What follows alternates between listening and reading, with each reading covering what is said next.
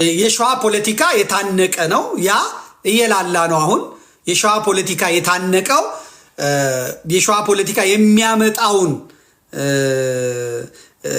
እንዴት ማዕከሉ እንደሚገነባ ስለሚያውቁ የጎንደር ስኳዶች ስሁላውያኑና የትግሬ ወያኔም ሰዎች ጭምር ተረባርበው የሸዋ አንድ እንዳይሆን አድርገው የቱለማ ኦሮሞ እንግዲህ እንትና ነው ሀብታሙ ነው የሚለው ጃል ሀብታሙ በሻ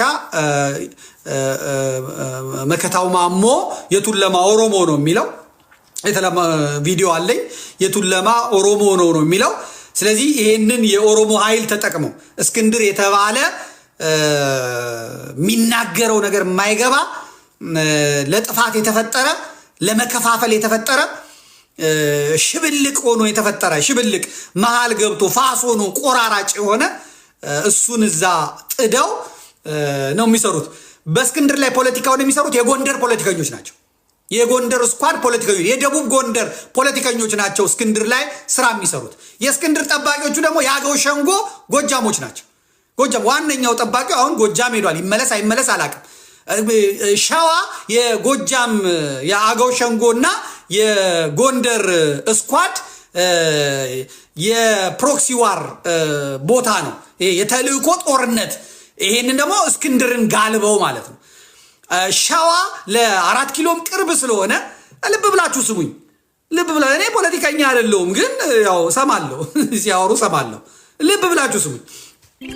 ሸዋን ማደንዘዝ አለባችሁ። ሸዋን ማደንዘዝ አለባችሁ። ዌክ አፕ ሁላችሁም ነቃ ነቃ ብላችሁ ስሙኝ። ነቃ ነቃ ብላችሁ ስሙኝ። ገቡ ውጭ ያላችሁ ገባ ገባ ብሉ። ገባ ገባ ብላችሁ ሁሉንም በየልኩ ስለምመጣለት ማለት ነው። ሸዋ ለ4 ኪሎ ቅርብ ስለሆነ ፍላጎቶቹ ብዙ ናቸው። የተፋላሚ ኃይሎቹም ብዙ ናቸው። ያሰፈሰፉትም ሸዋ ላይ ሸዋ ወደ አንድ እንዳይመጣ ያደረጉትም ለዛ ነው። አሰግድ መኮንንን የራሱም ችግር ቢኖርበትም ራሱም ወጥመድ ውስጥ ቢገባላቸው ለነ አማሃ ሙላው ለነ ሮቤል ለነ ዋና ዋራዎቹ ለነ ነብዩና ለነ አኪላ ተመቻችቶ ባይገኝላቸውም ነገር ግን አቋሙ የሸዋ አቋም ስለሆነ እንዴት አካልበው የት እንዳደረሱት እንደማይታወቅ ወቁ።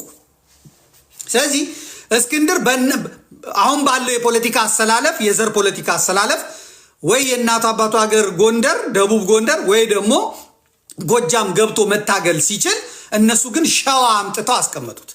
ሸዋ የመከታው የጦር መሪዎች የጎንደር ተወላጆች አሉበት። የጎንደር ተወላጆች የገሌ አላችሁ።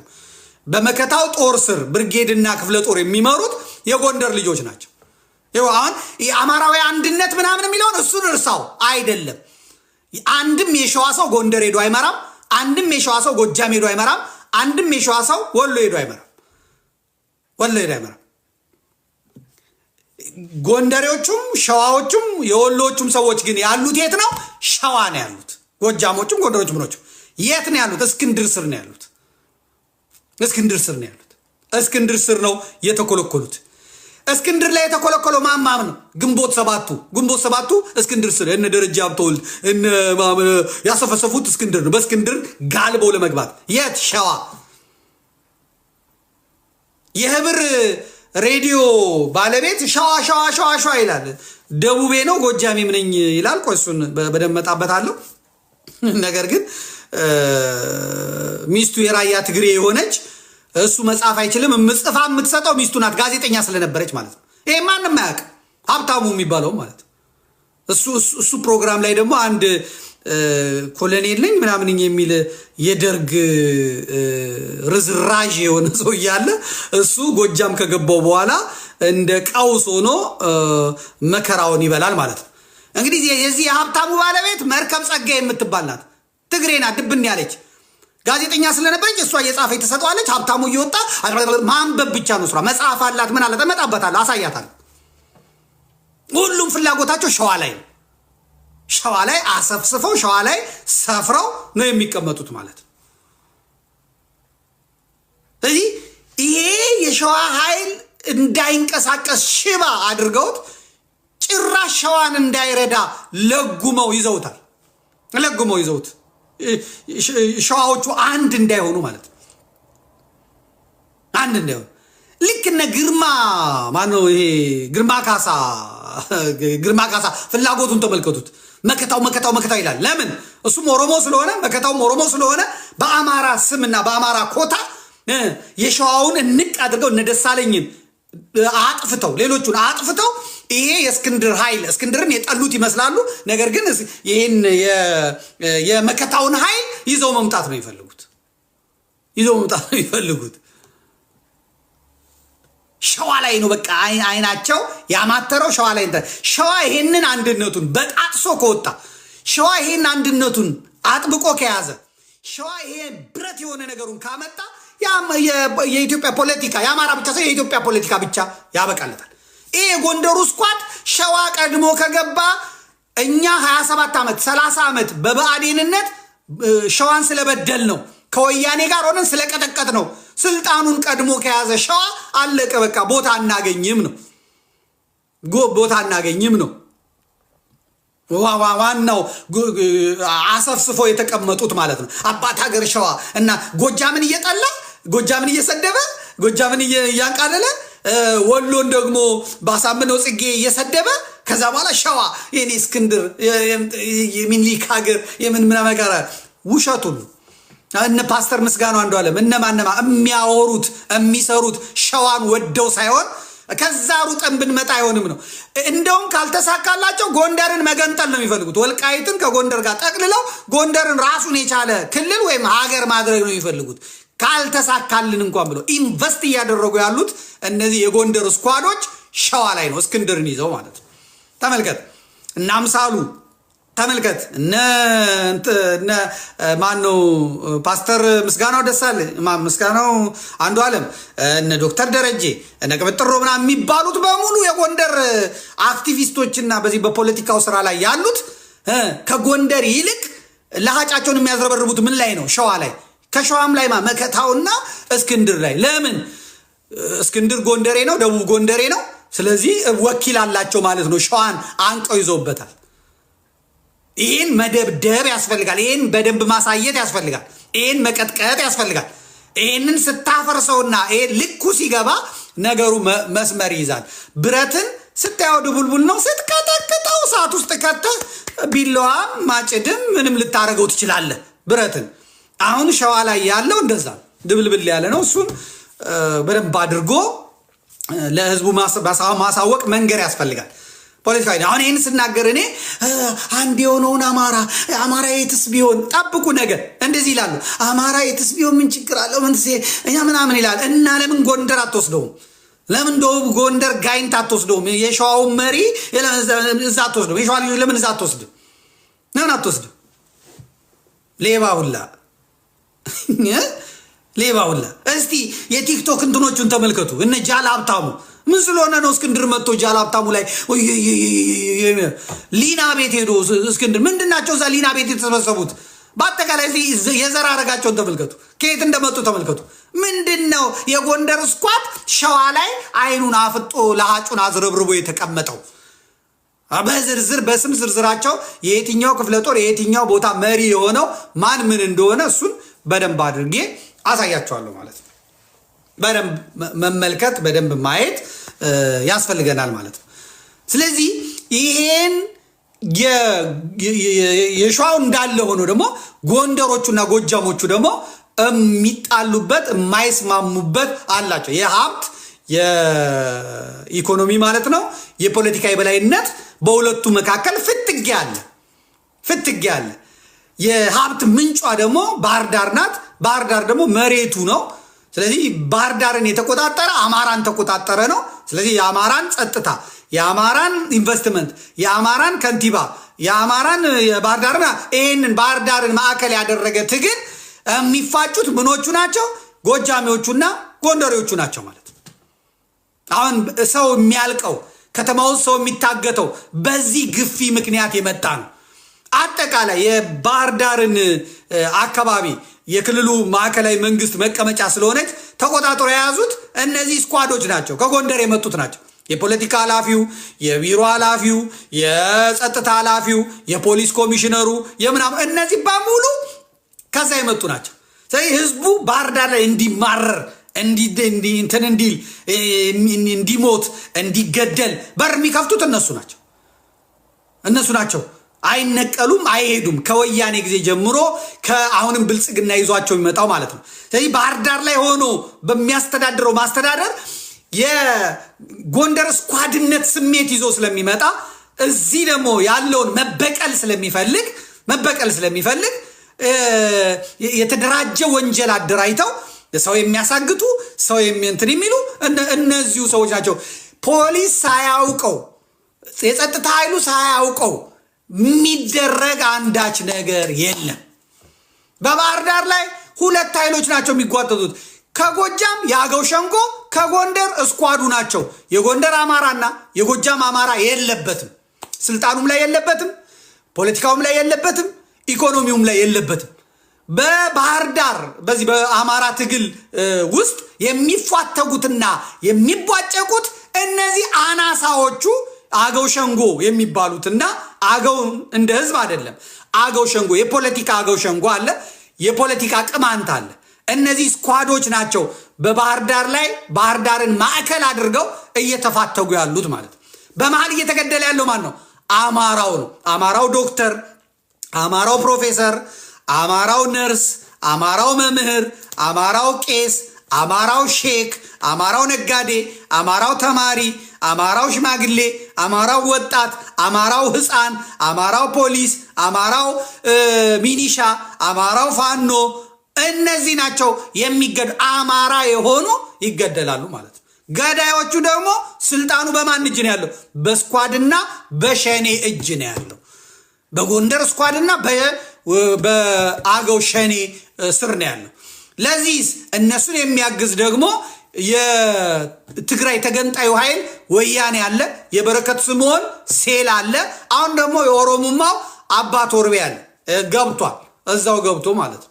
መንግስታዊ በጀት ተሰጥቶት ማለት ነው። ስለዚህ አማራን በአማራ ምድር ሲገሉት ትንኝ የገደሉ አይመስላቸው።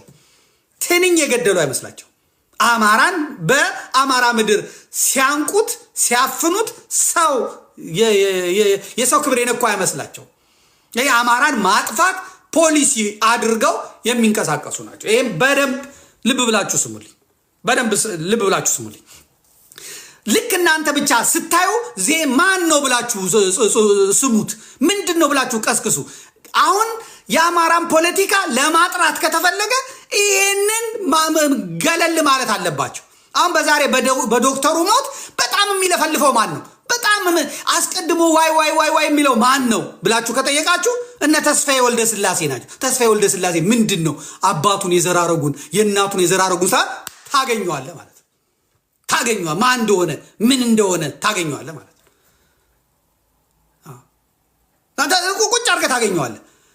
የአክቲቪዝሙንም ወረው የያዙት እነ አልማዝ ባለጭራ ናቸው። አልማዝ ባለጭራ ማናት? አልማዝ ዳኛቸው ዘውዴ መገርሳ ብለህ ትመጣለህ። ታንቀዋለህ፣ ታየዋለህ። እገሌ ማን ነው ስትለው ሄደህ ታገኘዋለህ ማለት ነው። እነዚህ ሰዎች አስቀድመው ስማቸውን ገንብተዋል። አስቀድመው የጎጃም አማራ ወኪል ሆነዋል።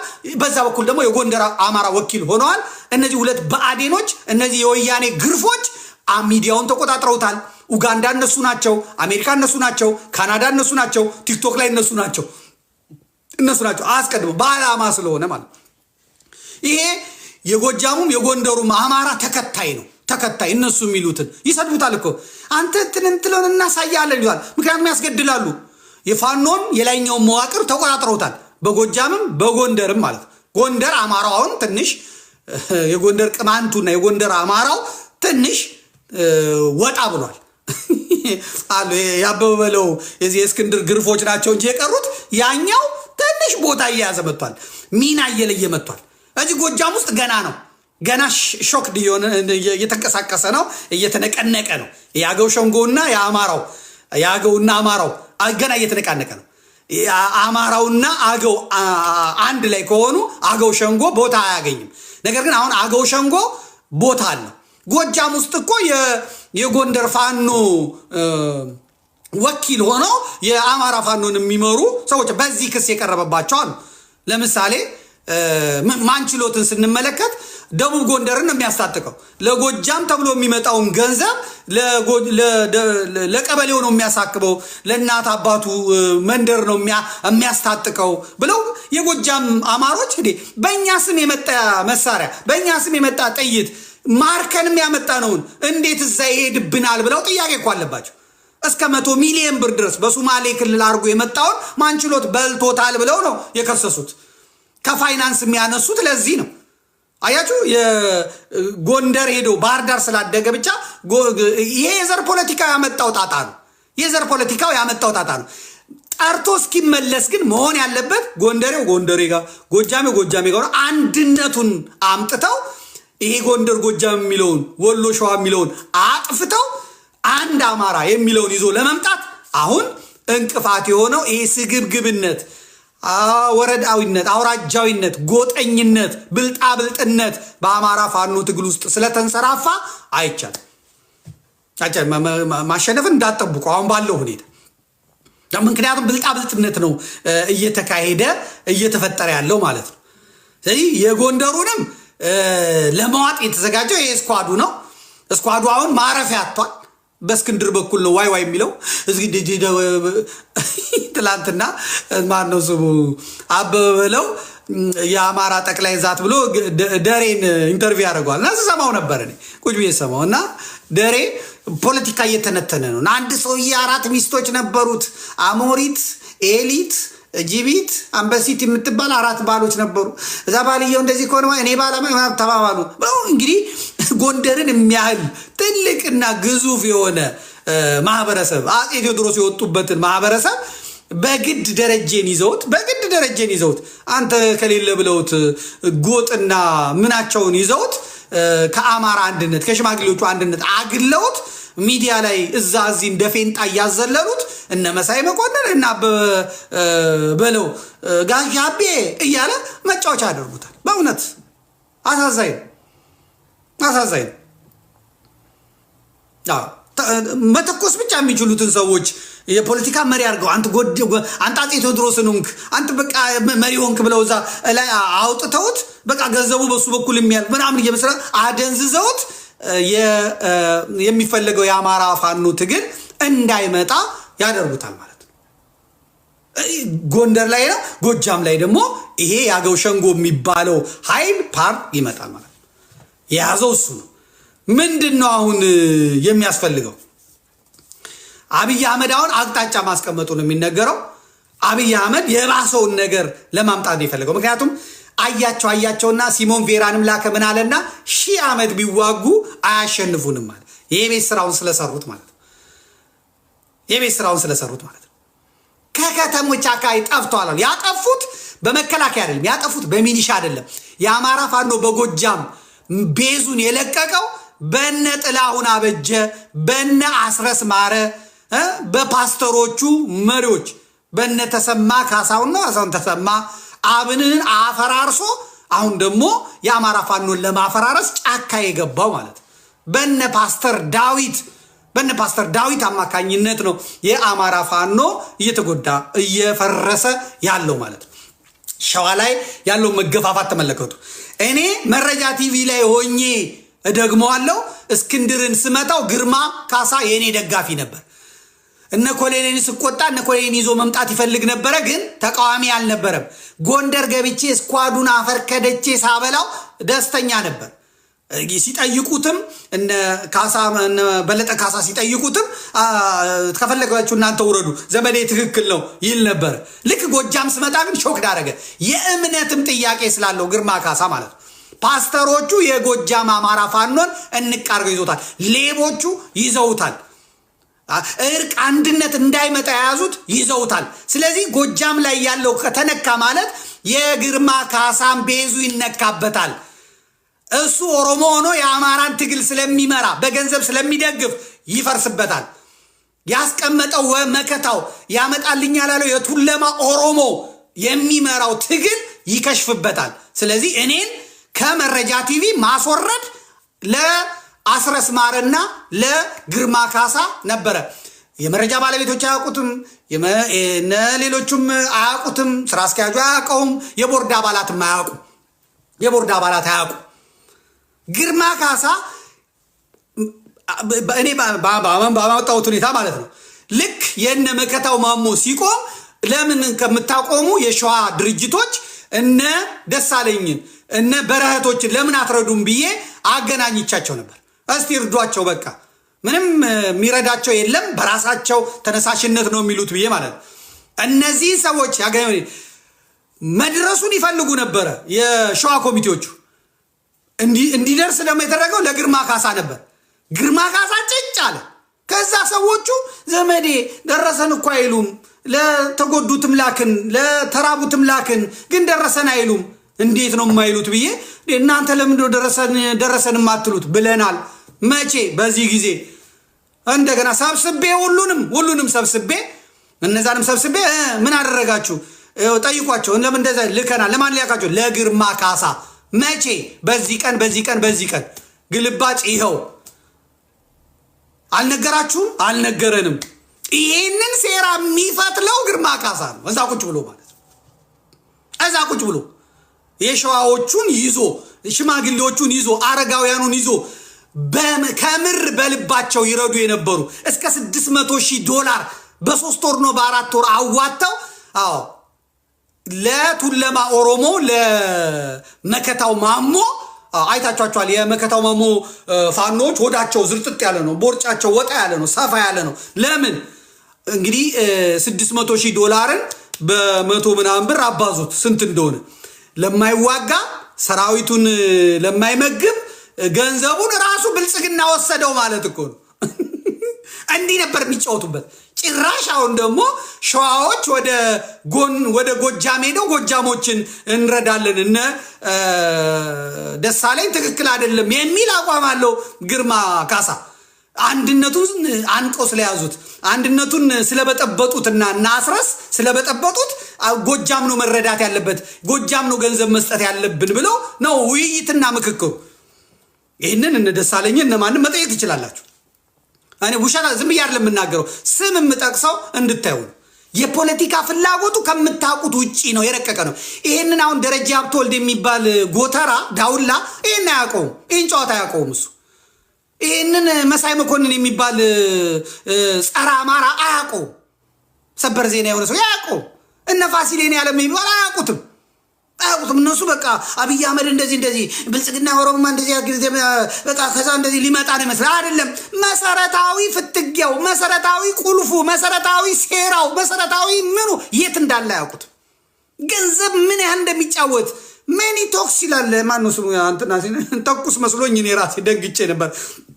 ሱሬ ሲነግረኝ አይ ገንዘብ ይናገራል ማለት ነው ብሎ አበረደኝ እንጂ እንደው ገንዘብ ራሱ እንዴት የገንዘብ ጨዋታ እንዴት እንዳለ ልነግራችሁ አልችልም። አደገኛ ሁኔታ ፍላጎቱ አንድ አማራ ለማምጣት አሜሪካ ያለው ማህበሩን ቁጠሩት እስቲ። የቨርጂኒያ ማህበር፣ የቨርጂኒያ ራሱ 3 ማህበር አለው። ዲሲ የአማራ ማህበር፣ ማነው ስሙ ሜሪላንድ የአማራ ማህበር፣ ኖርዝ ካሮላይና ሳውዝ ካሮላይና የአማራ ማህበር፣ አትላንታ የአማራ ማህበር፣ የአማራ ማህበር 53 ስቴት አለ፣ 73 የአማራ ማህበር አለ። የአማራ ጎጥ የጎንደሮች የገበ መንደር የሆነ ማለት እንደ አንድ አማራ ለማሰብ ችግር ነው። ይሄ ደግሞ ችግሩን የፈጠረው ምንድነው? አማርኛ ተናጋሪ ሰዎች አማራንን ብለው የሚከሰቱበት ነው። ችግሩ እሱ ነው። አማርኛ ተናጋሪ ሰዎች አማራንን ማለት ይችላሉ። በእናቱም በአባቱም ወይ በምናሙ ትግሬ ነው ወይ ኦሮሞ ነው ወይ ፈላሻ ነው ወይ ምናምን ነው፣ ግን አማራ ነኝ ይላሉ። አክሰንቱ የጎንደር ነው። እንዴ ነው ደህና ነው ወይ ደህና ነው ወይ ምናምን ይላል። ጎጃም ነው ደህና ናችሁ ወይ ምናምን ደሴ እንዴ ምን ይላል። በአማርኛ ነው። ይሄ ስትሄድ ነው ሀጎስ መሆኑን የምታውቀው፣ ስትሄድ ነው መገርሳ መሆኑን የምታውቀው። ወደ ላይ ከፍ ወደ 7 ስትወጣ ነው እንጂ ችግሩ ያ ነው። እነዚህ ሰዎች ናቸው በአሜሪካን በምንም ቶሎ ብሎ ቦታውን የሚይዙት፣ ኪ ቦታውን ቁልፍ ቦታውን የሚይዙት ማለት ነው። ይሄ አማራው ደግሞ ሼም ይዘዋል። ምክንያቱም ሲወቀር ነው የኖረው። ሃይማኖት አለው። ናና ምራ እንኳን ስትል ወረ እንደው እነሱ ጋሽ ገሌ እያሉ ፕሮፌሰር ገሌ እያሉ ኧረ በፍጹም ይላሉ። በደርግ ጊዜ የሀፓ ገንዘብ ያሽ፣ በመመለስ ጊዜ የቅንጅት ገንዘብ ያሽ፣ የምንድነው የተለያዩ የፖለቲካ የኢዴፓ ገንዘብ ያሽ፣ ከዛ ደግሞ አሁን በአብይ ጊዜ ምንትስ የነበረ ሁልጊዜ ከ1968 ዓመተ ምህረት ጀምሮ ገንዘብ ያዥ የነበሩ አሜሪካ ውስጥ ያሉ በኢትዮጵያ ካባ የተሰበሰቡ ሰዎች በሙሉ አሁን ደግሞ ግልብጥ ብለው መጥተው እኔ ጎንደሬ ነኝ፣ እኔ ጎጃሜ ነኝ፣ እኔ ወሎዬ ነኝ፣ እኔ ሸዋ ነኝ ብለው አሁንም ገንዘብ ያዥ ናቸው። ገንዘቡ ቦታ ነው የሚመጡት፣ ሌላ ቦታ አያገባቸው። ገንዘቡ ቦታ መጥተው ተከምረው በሰው ደም የሚነግዱ ሰዎች ማለት ነው። እዚህ አማራው ሰብሮ መውጣት አለበት፣ ሰብሮ ወደፊት መምጣት አለበት። ማንም አይመጣልህም፣ ማንም ወደፊት አይመጣልህም። ይሄን ለመስበር አማራው ሰብሮ መጥቶ ጉሩምባ ተያይዞ ራሱን ማስከበርና ማምጣት አለበት። ይሄንን ፍትጊያ ሳታውቁና ሳታመጡ የምታመጡት ነገር የለም። ለዚህ ነው እኔ ይሄን ጥበብ የተጠቀምኩት። መዝግቡት፣ ቁረጡት። አሁን የምትናደዱት ለዚህ ነው። ምንድን ያደረኩት እኔ ጎጃምን ወደ ኋላ ነው ያስቀረሁት። ምክንያቱም ገንዘብ አለ፣ በጣም ከባድ ገንዘብ አለ።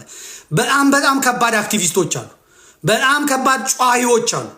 ወንዙን የሚያደነቁሩ እንቁራሪቶች ነፍ ናቸው ጎጃም ውስጥ። ይሄ በጎጃም ፖለቲካ ውስጥ ያሉት ይሄ አገው ሸንጎ ማለት ነው። በጣም ጥቂት ናቸው፣ ግን ድምፃቸው የሚሊየን ነው። የሚሊየን እንቅልፍ የማያስተኙ ናቸው። ማነር የሌላቸው ናቸው። ሼም የሚባል አያውቁም። ስለዚህ እኔ መጀመሪያ ጎጃም ሄጄ ብላተም አለቀልኝ። ምክንያቱም የጎንደሩን የሚያሳምጹታል፣ እስክንድርን የሚያሳምጹታል፣ ምኑን የሚያሳምጹታል። አያሸንፉኝም፣ ግን ማገዶ ፈጅ ነበረ። የ40 ቀኑን መንገድ 40 ዓመት ይፈጁብኝ ነበር። 40 ዓመት እንደ ሙሴ ሸምግዬ ከነአን ሳልገባ ምድረ ርስትን ሳላይ መንገድ ላይ ቀር ነበረ በእውነት። ግን እኔ ምን አደረግኩኝ? ይህንን ኃይል ወደኋላ ቀረት አደረግኩት። ይህን ኃይል ወደኋላ ቀረት አደረግኩትና መጀመሪያ የሸዋው ላይ ገባው። እስክንድር ላይ ስገባ ከማን ጋር ጣላለሁ? ከግንቦት ሰባት ጋር ጣላለሁ፣ ከፌክ ኢትዮጵያኒስቶች ጋር ጣላለሁ፣ ከግንባሩ ጋር ጣላለሁ፣ ከዲሲ ግብረ ኃይል ጋር ጣላለሁ፣ ከጎንደር ስኳድ ጋር ጣላለሁ። የምጣላቸው ብዙ ናቸው። የሚያግዘኝ ግን አለ። ይሄ የጎጃሙ አገው ሸንጎ ለንግስና ራሱን ያጨ ስለሆነ ይሄንን ኃይል ሳፈርስለት ደስተኛ ሆኖ ነው የሚሰማኝ። የደገስኩለትን አያውቅም። ያንን በቂጡን ዘጭ አድርጌ ወደ ወሎ ስገባ አብረውኝ ነው የመጡት። በቃ አብረውኝ አንበሳ አስረው ዘውድ ጭነው ነው በቃ የተከተሉኝ ማለት ነው። ዘመዴ አንበሳችን ምናምን እያሉ ወሎ ብዙ አላደከመኝም። ወጣ አልኩኝ።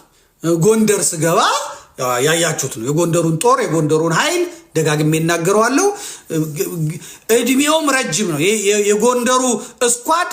የሴራ ጉንጉኑ በጣም ረጅም ነው።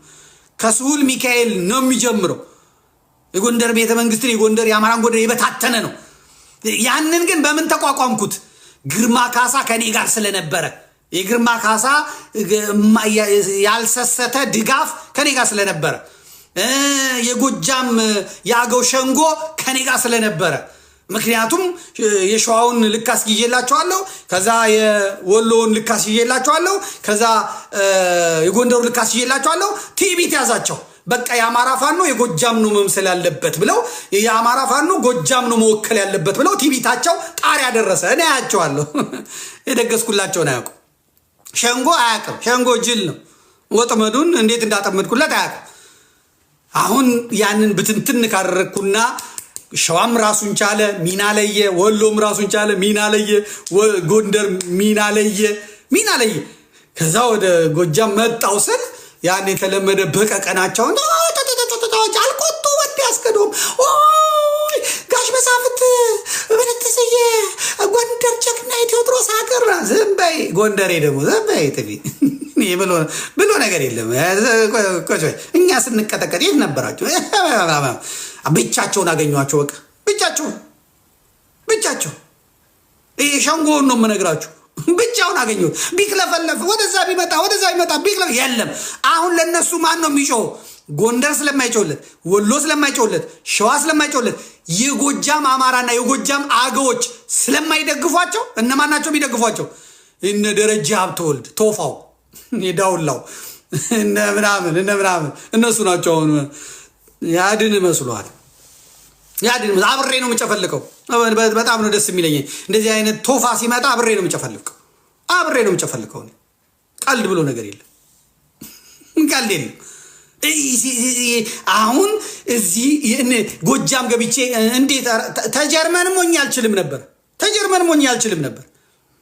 ጩኸቱ ለዛ ነው። ምክንያቱም ግርማ ካሳ ይደገምላቸዋል፣ ምናምን ይደረግላቸዋል። ያንን ሁላ የቤት ስራ እስኪጨርስ ድረስ ቴሌቪዥን ባይኖር ኖሮ እንዴት ሆን ነበር?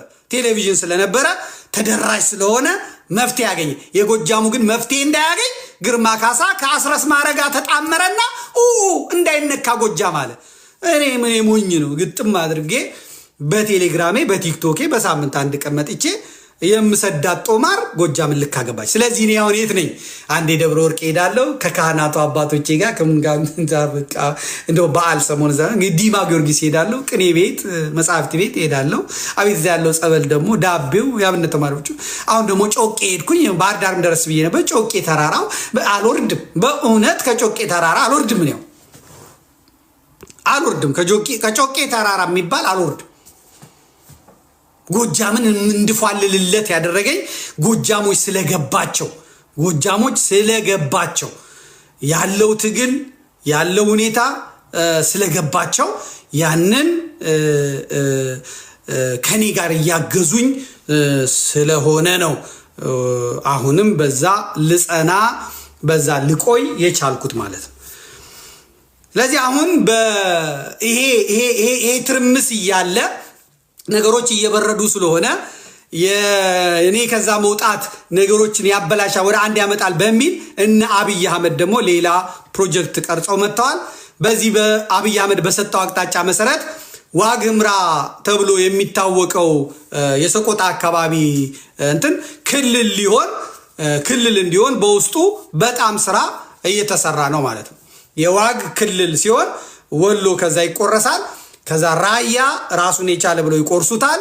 ከዛ ደቡብ ወሎ ከዚህ ከንትኑ ጋር አድርጉታል ምናምን እያደረገው የወሎን ክልል በማድረግ ብጥስጥሱን ለማውጣት አቅጣጫ ተሰጥቶ እየተሰራ ነው ማለት ነው። ይህንንም ተከትሎ ደግሞ ዋግ ክልል ከሆነ አዊ ዞንም የዋግን ፈለግ ለመከተል እንዳቆበቆበ ከውስጥ እየተሰማ ነው።